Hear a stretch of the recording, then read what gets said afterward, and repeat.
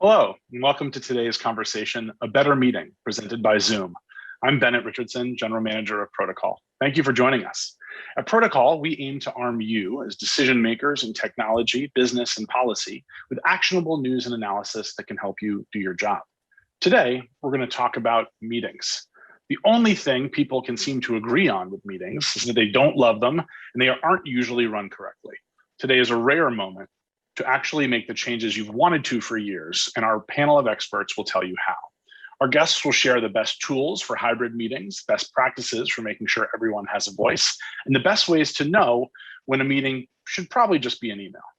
In the next phase of work, bringing people together is more important than ever. We can do it without wasting people's time. Hope you'll join the conversation by tweeting your questions with #ProtocolWorkplace. And if you're not already subscribed, don't forget to sign up for the Protocol family of newsletters at protocol.com/newsletters.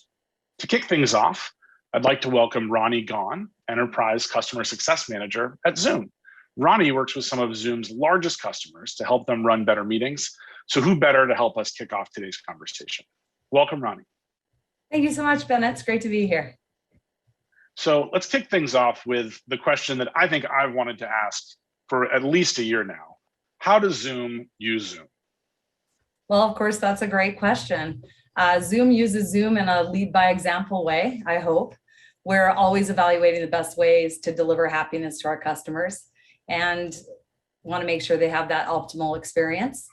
This means right now, we've been utilizing what we call a Meet Better framework around 3 A's. And those 3 A's are essentially every meeting should have an agenda with the right attendees and capture action items in real time.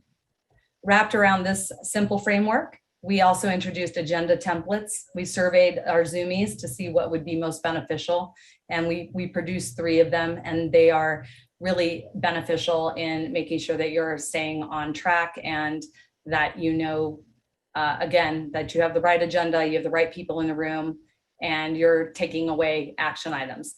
We actually further supplemented this 3A framework by creating a decision map or a decision tree, which you referenced. Do I really actually need to have a meeting?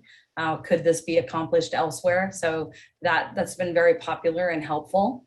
We also internally leverage persistent chat. So that allows us to send a traditional typed message, share files and things like that. But we also have found that recording a quick audio message in IM can be really effective and expeditious as well. And oftentimes that's how we communicate with our customers. Again, we also here at Zoom have the benefit of the full suite of solutions, including Zoom Phone. We do have a lot of users on Zoom Phone right now, where you can dial or text right from your desktop client or mobile app when you need to have a conversation, but maybe video isn't necessary. You're not going to share a screen or something like that. But if you are, the cool thing is if you are on a Zoom phone call and you do decide that you need that screen share or you need to annotate something or whatever, you can convert your phone call to a meeting really easily. That's great. That's great. And you already, I think, answered what was going to be my next question, but would love just to double down there. Love the 3 A's, love the decision trees. If we were to jump into one of your own Zoom meetings, what else might feel different than the virtual meetings that we might be hosting on our side? Well, again, like I said, we are always thinking about how much the world has changed and hybrid and remote work being here to stay. We, again, like to leverage as many of our solutions as we can. We use something that was recently released, which is our Zoom apps. That is the in-product integration that allows you to utilize your favorite apps right in Zoom. So natively use it in Zoom.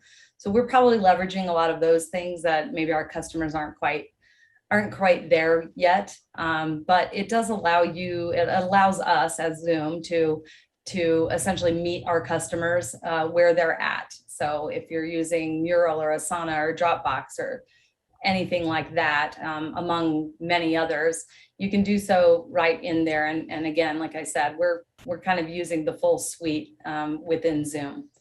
So we encourage everyone else to as well. That's great. That's great. The Zoom apps are a really interesting area to explore. You mentioned something there. You obviously are on the front lines working with some of Zoom's largest customers. What are those customers kind of dealing with right now? What are some of the challenges that you're hearing? Yeah, I would say some of the most common challenges are going to be just around efficiency and effectiveness. How can we be less fatigued at the end of the day due to, the number of meetings that we have? And specifically, we hear a lot about how frustrating it is to leave a meeting and know that you need to schedule another meeting because you didn't, achieve your desired outcome. You didn't get to the conclusion you wanted to. You didn't get the approval that you needed or something. So then you're adding on additional meetings. We also hear that people don't have the literal time to move from one meeting to the next, let alone making a mental transition. So if I think about one of our Fortune 10 energy providers, for example, they brought use case similar to those, but more specifically about their cross-functional meetings. So when they're trying to bring people from, lots of different business units and whatnot, hasn't gone that well. So if I think about it, or you think about it, typically when you're within your own organization, in my case, customer success, or I'm talking to an established customer, we're already on the same track. We're going to get more accomplished in less time because we're already focused on the same thing. But this particular customer wanted guidance around these cross-functional meetings. And of course, we introduced the 3 A's as the fundamentals or the foundation of how to do it better. But we also encourage the use of things like annotations and polling for audience engagement. If you're talking about sales and you're in customer success, you might be more apt to multitask. So bring some of those things in to keep people interested. Breakout rooms to support larger groups, or breakout rooms if you have multiple decisions that need to be made simultaneously in that same meeting window. Again, I mentioned exploring Zoom apps. There's great icebreakers in there. If you're sharing documents through Dropbox or something, you can bring all that up and have your collective team there. Also, we encouraged them to take non-agenda items offline into an IM or an email to keep the meeting on task. That's often how we end up not staying on task. And then another customer, a large retailer, asked about best practices around just reducing the number of meetings. They're just having too many meetings. So of course, we encourage them to evaluate, do you really need a meeting? Use the decision tree, leverage templates if you do decide that you need to have a meeting. That will help expedite the meetings and hopefully not have that residual need for a residual meeting. You can also send materials in advance. A lot of people don't take advantage of that. You can attach them to your calendar invitation, especially if you have a detailed agenda. That's a great pre-read as well. We have a timer app in Zoom apps. You can perform calendar hygiene. Again, that's a couple things there. Recurring meetings, go through and check it out. Do you really need to have that one that you've had for a year every week? Could you change it to bi-weekly or monthly? Also shortening meetings by 5 minutes. These kind of micro changes can really add up and reduce your meeting load. Love the idea of micro changes. We're running up against the start of our panel here. I just want to ask you one last question, which is super important.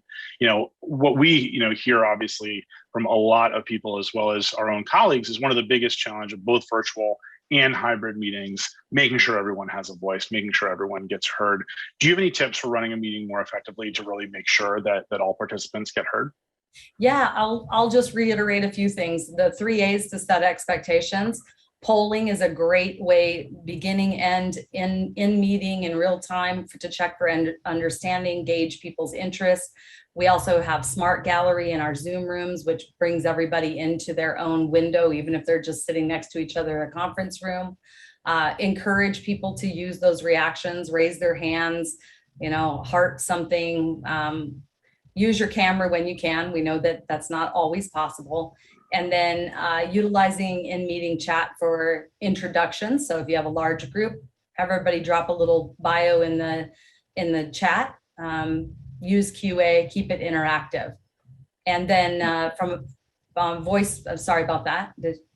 In terms of the accessibility, just wanted to say that, you know, Zoom does have closed captioning, live transcription, and language interpretation. And that's growing quite a bit. That will be evolving quite a bit.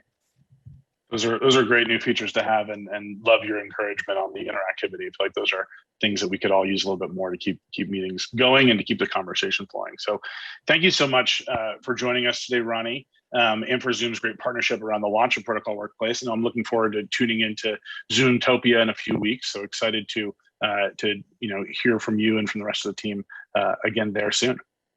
Great. Thank you so much for having me. I'm looking forward to the rest of the discussion today. Thanks so much, Ronnie.